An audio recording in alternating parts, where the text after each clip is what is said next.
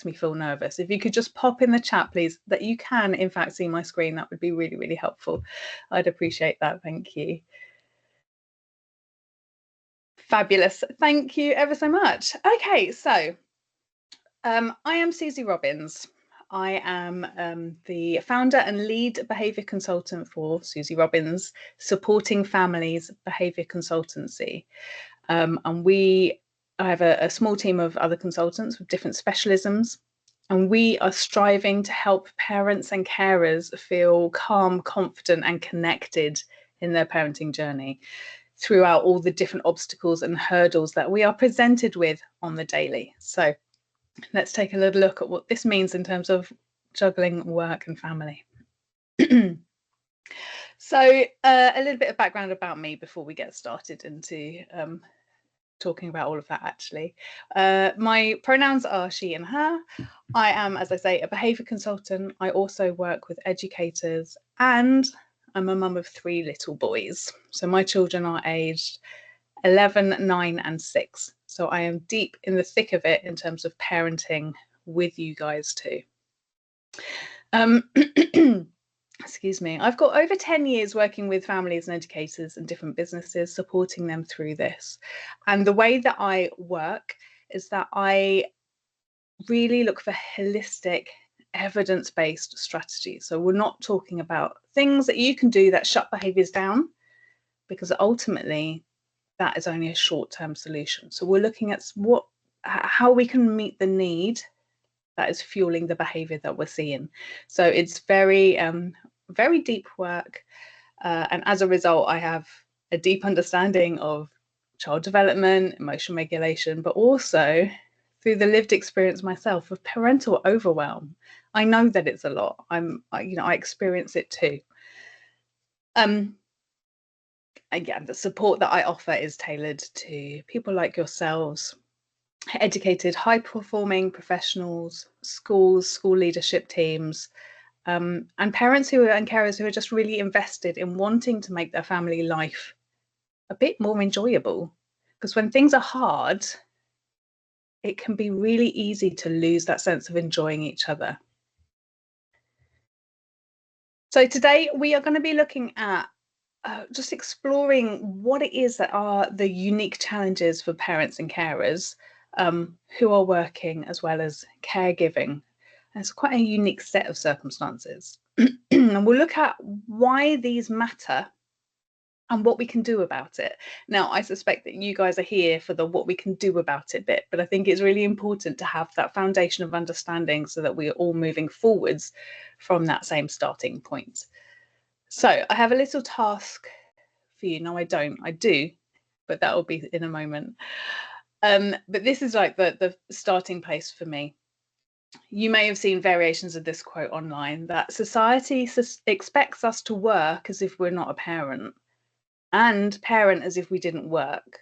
So we have this double life, these double set of expectations on us from every angle, and it's very intense and impossible.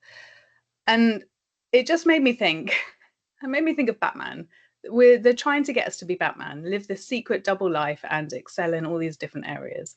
But as you see with Batman, it's not always straightforward either. And it's fiction. Let's just remember that it's not possible. So here's the task I alluded to a moment ago. If you could just pop into the chat, please, one word that you would use to describe the juggle of being a working parent or carer. And then I'll share some that I came up with and my community came up with as well. We'll read some of these out as well. Oh, these are good. Intense, relentless, challenging, difficult, overwhelming, frustrating, stretched, exhausting. Yes to all of these. Hard, firefighting, chaotic, failing. Yeah, we can feel that we're failing sometimes. We're going to talk about that later. Sense of disappointment. I think those two are quite closely linked. So these words aren't words that portray somebody who feels confident and is thriving and has, feels successful in all areas of their life. You know, it is pulling us in two very separate directions. That's really, really hard. So let's have a look at the suggestions that I have as well. We'll talk about them a little bit more.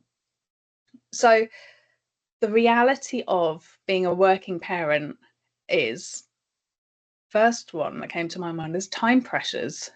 The time that you have at home and the time that you have at work are full of pressure to get from one to the other. So in the morning, you're at home, you're rushing out the door, you're rushing the kids out the door so that you can get to work on time. And then you're at work and you're rushing out the door so that you can get your kids. And then you're rushing to get them to whichever clubs they have, or have dinner, or to bed.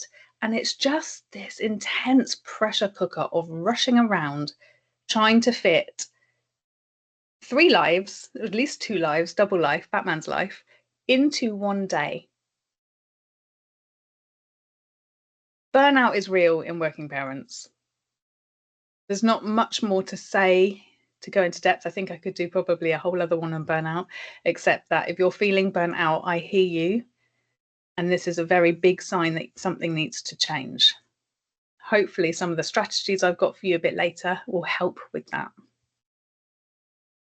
Guilt came up a good few times in the chat just then. Feeling guilty that you can't maybe stay and work late with your colleague to get that presentation done, or feeling guilty that you can't be at school for assembly. There's a lot of guilt around it, and that stems from the unrealistic expectations that are being put on us by society at the moment. Ultimately, nobody getting the best of you, and somebody's put it in the chat, when something goes wrong, you feel like it's your fault. And that sense of being stretched was also in the chat, and being spread too thin. Like you're doing an okay job, but you're not doing really well in anything. And it's really hard. It can chip away at your confidence. And it is really hard. I appreciate that I'm painting a picture of despair right now. At the end, you'll come away feeling much more hopeful with some things to try. But I just want to recognize that these are difficult circumstances. The cognitive load, sometimes called the mother load, depends on who the primary carer is, who's the #1 phone number in the school system or in the school emailing list that gets all of the permission slips, the forms, the dates to remember, all of that for the home life, and then also work life. You know, it sometimes feels like there's not enough space in your brain to hold it all. And then having very little downtime for yourselves. And we're told often, aren't we? Oh, you need to practice self-care, you need to look after yourself, you need to top yourself up. And it is true. But it's very hard to find that time when you're being pulled in so many directions at the same time. And then boundaries, what are they? It's hard to hold boundaries when you're rushing around all the time, different directions, different places to be. Because everybody who's pulling you in a direction believes that their pull is the most important. So I'm just going to give you three character case studies of people that I have worked with and supported, and just see if you recognize any of these in yourself or bits and pieces from these stories. So Isla is a GP, a very intense job, a very, I would say, almost impossible job in the current climates. Too many people to see, not enough funding, etc. As well, you guys all know. She has 2 children and is married to a police officer. So there are 2 intense jobs that are, the focus is to help others, to protect others, to look after others. And then you come home and you've got 2 children that also need that too. She was entirely burnt out when we met. Jamie is self-employed. He is working all hours in the day, trying to generate an income to support his family. But he himself had a really difficult childhood, and he was regularly triggered by his own children and the things that his own children did. And he felt such guilt and such shame from that he was stuck. So he needed some help to come out and to move forwards. And finally, we've got Julie. Julie works in an office. There's very little flexibility in terms of her working hours, and she's also a single parent. So her kids are, inevitably in a breakfast club, after school club, that costs lots of money. It reduces the amount of time she has with her kids. The relentless logistics and cognitive load were just overwhelming for her. I wonder if any of these bits sound familiar. So you don't have to share in the chat, but you can if you want to. Which of these people's stories feel the most familiar to your own? Is it Isla, the GP, Jamie, the one who's triggered by his children's behaviour, and I can't remember her name now, Julie, who is a single parent working in an office with very little flexibility.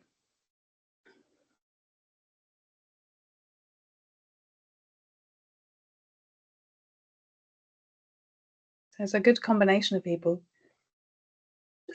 And it will be different for everybody, because we all have our own unique set of circumstances and our own unique roles at work, at home.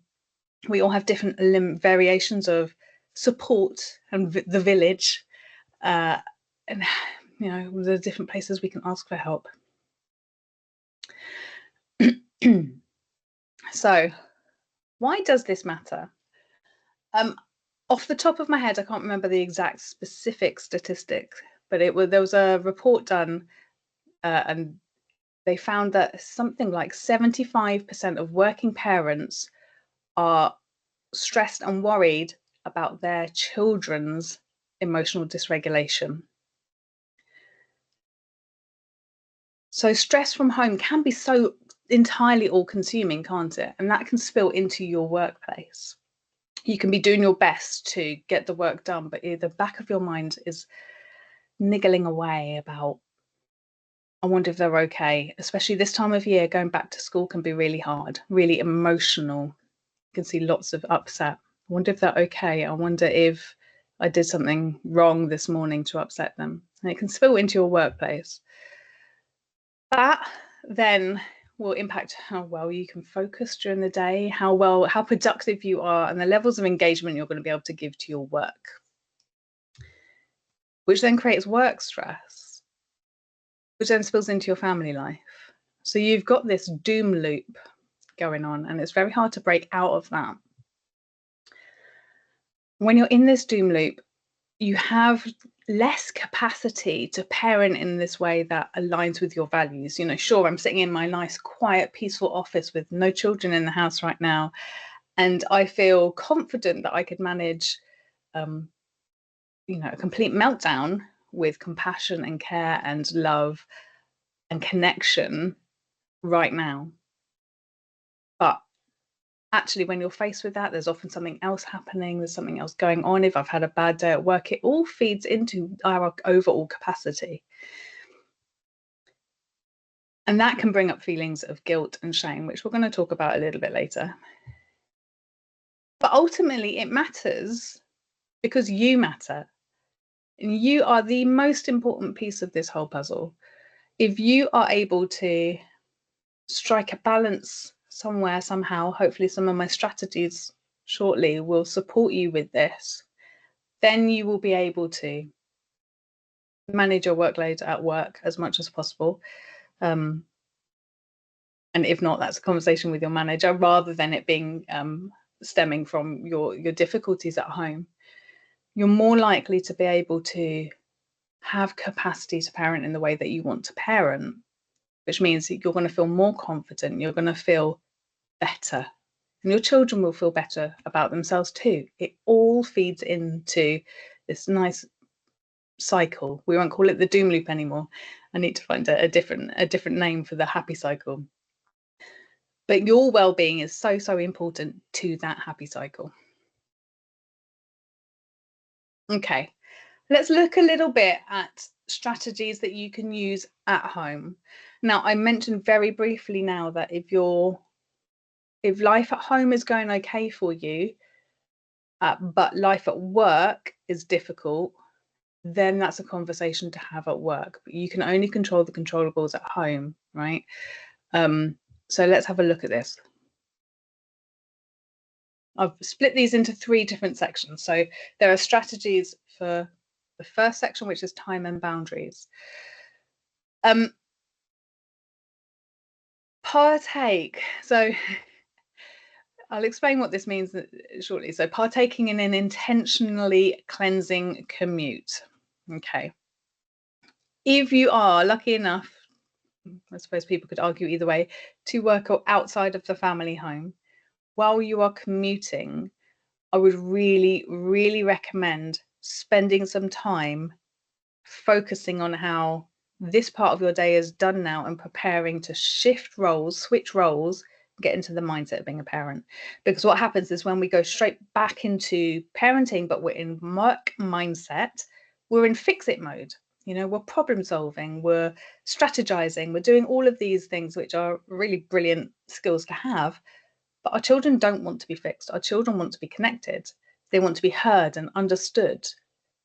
If you're just fixing what's happening, it can feel very dismissive for a child.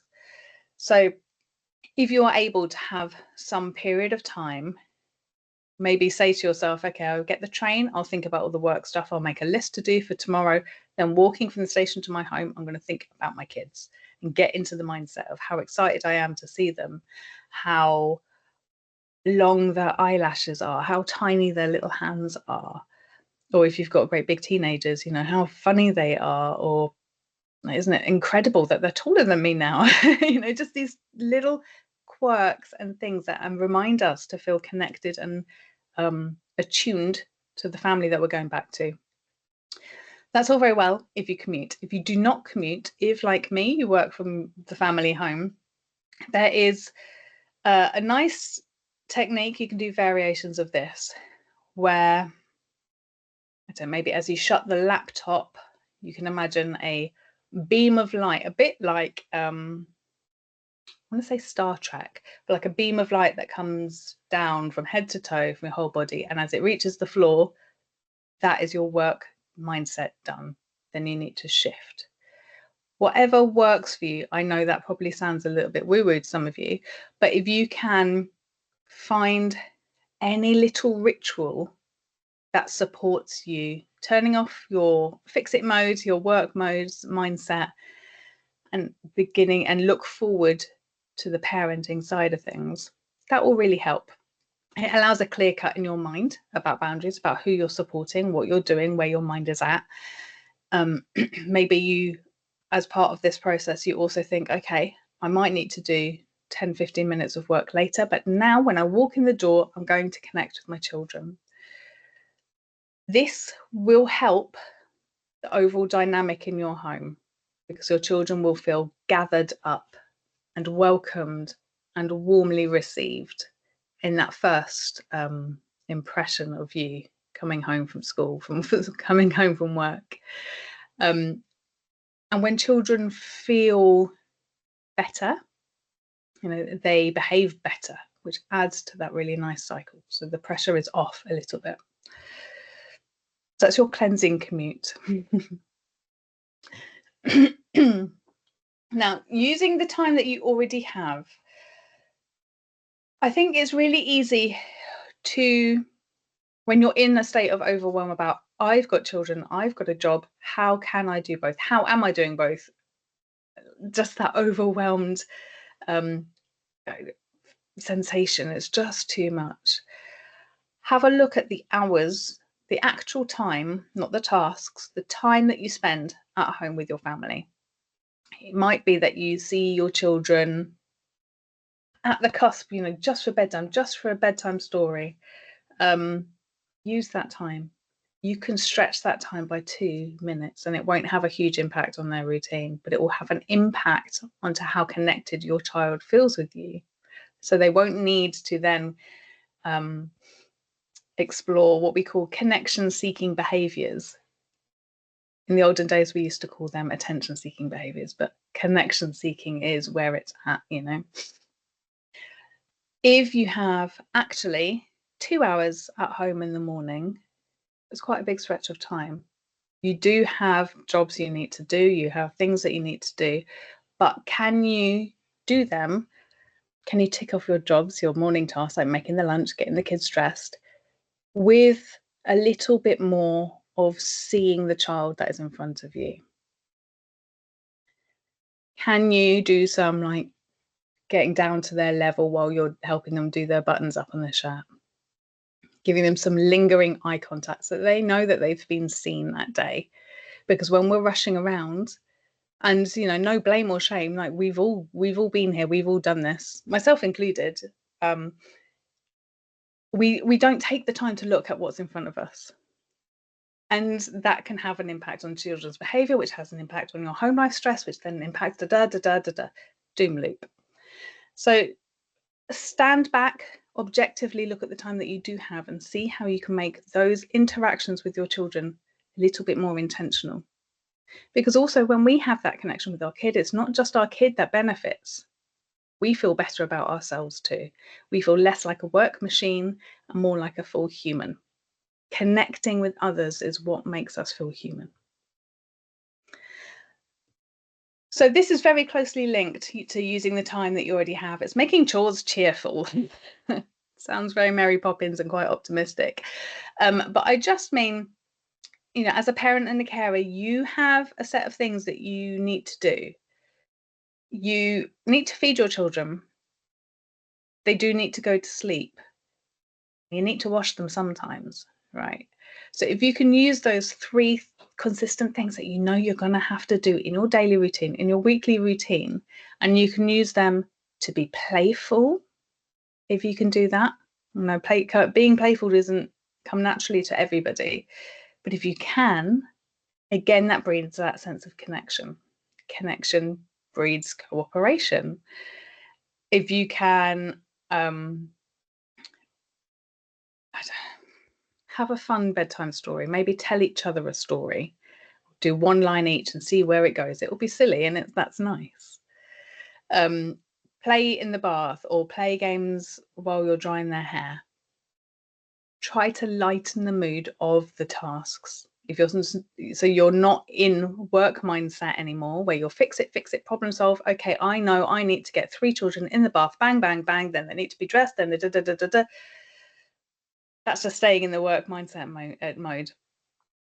But if you can, spend those times to intentionally connect with each child, notice who they are, listen to what they're saying, and really attune yourself to them, doesn't have to take long. Your bath does not have to take any longer if you're doing it this way, but it will feel a whole lot nicer for everybody. And planning ahead. So things like I've mentioned just now that going back to school is often a very, very emotional time. If possible, and I say this with completely realistic expectations because you may not have very much control about this, but if you've got something coming up in advance, like back to school or a birthday, or you're moving house, or there is a life event, or there's a baby's going to be born, plan ahead for that and assume that there will be some emotional fallout from your children, and just create some buffer time, some extra time to make those really connecting moments, really hold space for them.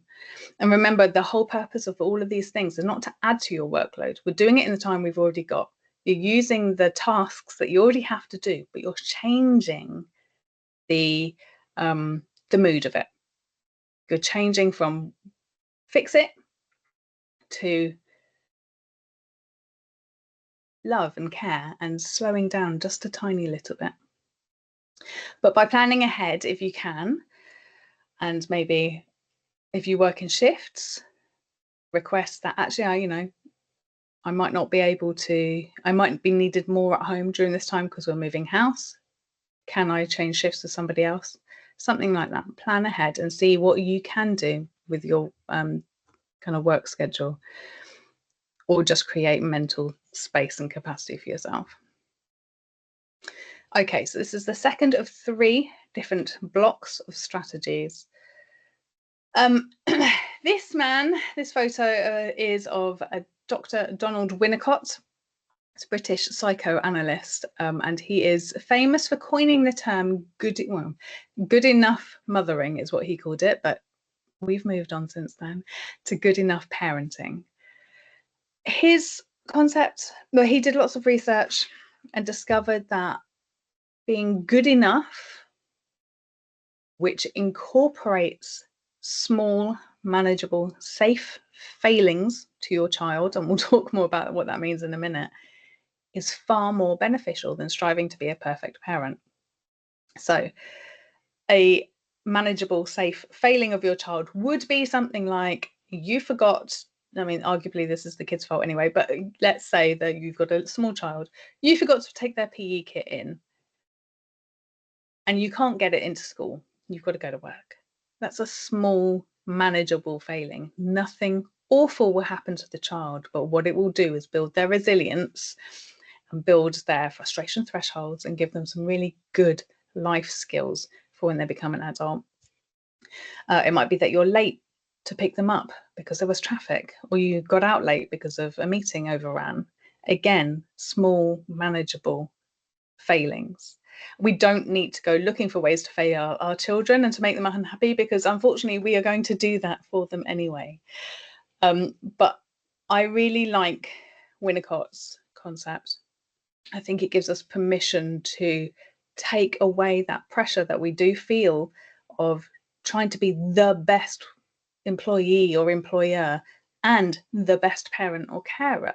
We can't be the best at both, and we certainly can't be a perfect parent or carer. It just does not exist. So you have permission from Dr. Winnicott there just to allow some small manageable failings. Now, you also don't have to do it all. I know that it feels like we have to do it all. I imagine that many of you are like me in that there is no village around, that it takes a village to raise a child. My family, my husband's family, live away. My husband works long hours. And a lot of the child care responsibilities fall to me. It works for our family, but it would be nice if we could share it amongst a village, take the load off a little bit. Somebody said in the chat that they may as well be a single parent. So that's that kind of thing where you're doing it all. But there's lots in there that actually you don't have to do. You don't have to have an immaculately sparkly clean home to have happy children or to be a good work person. So if that slips, that's okay too. You don't have to have your child's favorite snack in their lunchbox every single time. Again, we're going back to good enough parenting. That's a small manageable failure. It's okay for them to manage. I think lots of the parents that I work with want to be the best, and not in an egotistical way, in a way that they love their children so much they want to give them the best start in life possible. And actually, when you look at the things that they're trying to uphold, the standards that they're trying to uphold, they're very, very, very, very high. Maybe you had really high standards before you had kids and you vowed, actually, I'm not going to let my kids let me have a messy home. But, the kids missed out on that memo. So you can give yourself that permission to lower your standards in areas that are not necessary. And that can be quite a confronting conversation with yourself or with your partner. But one that's worth it if it gives you some more breathing space. So in terms of structure, I find that visual aids are really, really helpful. And by visual aids, I just mean something like having a family calendar or a family notice board so that you, busy working parents and carers, and the kids can see what's happening each day. Who's taking them to school, who's picking them up, where they're going to go. If you have children who are really interested in what they're having for dinner, put that on too, It provides a reliable, predictable rhythm. And children, in fact, I'd argue that people thrive with reliable, predictable rhythms and routines. If you know what's going to happen, it takes out that stress of unpredictability. So if you are trying to reduce anxiety in the family home, I would absolutely take this away as the most important strategy. implement some kind of visual aids where you show what's happening the next day or the next few days. Okay, and the last chunk of strategies is, there's my 3 boys. Family well-being. Ultimately, the juggle of being a working parent and carer, when it is too much, when it's all those things we said in the chat just now about being chaotic, stressful, relentless, all those things, it impacts our overall family well-being. And as parents and carers, what we tend to do is make sure everybody else is okay. But if that piece of the puzzle, which is us, that is missing, there's still going to be like a nail in the tire, a slow puncture. Because if your well-being is not being looked after too, it's going to cause problems to the whole cycle. So your well-being is just as important, I would argue, more important than the children's. In fact, that's also another whole conversation that we can have. Well, leave it there for now. And suffice to say that it is being researched and studied that a child's overall well-being is directly linked to our own parents and carers. I really would like to just use the next 30 seconds to explain the difference between guilt and shame. We talked about guilt a lot in the chat earlier, and guilt is our body's way of knowing that we've done something wrong, something needs to change, potentially. You know, it's something that it makes us feel incongruent with our values. You know, I don't like how this happened. I would have preferred this to have happened another way. Shame makes us feel like I'm a bad parent, I'm a bad carer, I'm a bad mum, I'm a bad worker, I am bad, rather than the circumstances are difficult.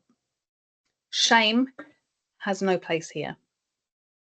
It is not helpful. You are not a bad person because you're being pulled in lots of different directions.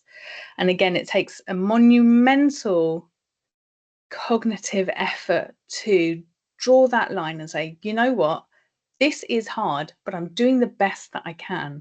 And as Dr. Winnicott said, doing your best most of the time is good enough. And that's all we're aiming for, is just to do our best so that it is a sustainable experience. So when you start feeling like your worth is reflected in your parenting or your working, just try and catch that for a moment and say, actually, I reject that. I am a good person doing my damn best. And also, this works. I spend a lot of time talking about emotions in children and regulation in children. But again, it's that doom loop. What we don't want to do is shut down different emotions in our kids. So if our kids are angry, we don't want to stop them being angry because it doesn't resolve anything. Their anger will just leak out in a different way. So we need to just, again, give ourselves and our children permission to have all the emotions that they want to have. But you can hold boundaries about which behaviors are acceptable and unacceptable. So the feelings are never ever the problem, but sometimes they fuel a behavior that is unacceptable or unsafe. And a really important way that we can do that is by modeling our own regulation, because children look at us and they see us either getting it right, you know, in air quotes, all of the time, because they're not privy to that in a narrative that we have of problem solving and thinking, you know, being creative and trying to work out different solutions. They just see us succeeding. Or on the flip side of that, they see us not being able to regulate our own emotions. And again, no blame or shame here. We were never taught how to regulate our emotions. Sure, we might be quite good at apologizing to our child if we get it wrong, if we shout, if we, I don't know, try and give them a consequence that's actually a punishment that is not compatible with what they've done, we might be really good at saying sorry, but we still find it very hard to regulate our own emotions. And our kids are learning from us. So if you model for them how, I've had a really tough day at work, this cleansing commute activity that I haven't had a chance to do yet, but I want to do it now because it will make me feel calmer and ready to talk to you. You can tell your kids that you're doing that. You can show them how sometimes you need to step outside for a moment so you don't say anything regrettable. You can tell them that if they say something that has, really annoyed you or really triggered you, you can say, when I have a drink of water and it takes me a while to respond back to something you've said, that's because I'm taking my time to make sure what I say is not harmful. Because it's very hard to drink and shout at the same time, or drink and even speak at the same time. So you're not going to say anything regrettable. But all of these things, there's no shame in sharing your regulation attempts with your kids. If you're not talking about it, then that can breed shame. If you're telling them, then you're normalizing them and you're showing them that you have all the same emotions they do. And this is what works for me. And this is what I try to do most of the time. Then again, you're setting them up for a really wonderful emotional health as an adult. You're providing those steps for them. So a little closing task for you, if you don't mind, in the chat, please. Which one small change do you plan to implement this week? The strategies that I've given you, what jumped out and you thought, actually, I can try that? You might not be convinced it will work. You might be excited because you know that it will work for your kids. Which strategy jumped out for you? Cleansing commute. Yeah, eye contact with kids is so powerful. Making chores fun. Being present in the moment. Family planner, yeah. Brilliant. These are all really, really positive, and I am confident that you will see a change, because when children feel disconnected from us, they make bids for our connection, and that is just extra demands on your time when you're already feeling very demanded and put upon. So these are really great things. Yeah, and being honest, explaining where I'm at, not just disconnect. Brilliant. This is really good. I'm so proud of you all. If you would like to hear more about the services that I can offer families and individuals, I do offer private behaviour consultations where we would talk about your own family circumstances, and I would provide you different bespoke strategies to work through those challenges.